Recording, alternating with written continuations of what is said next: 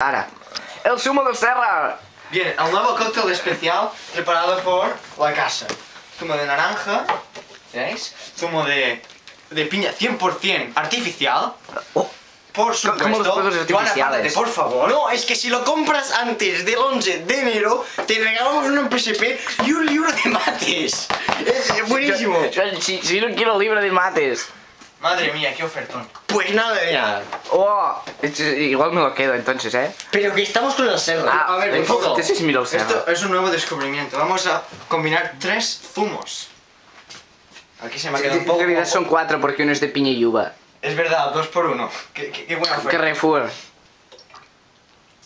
¡Qué rico!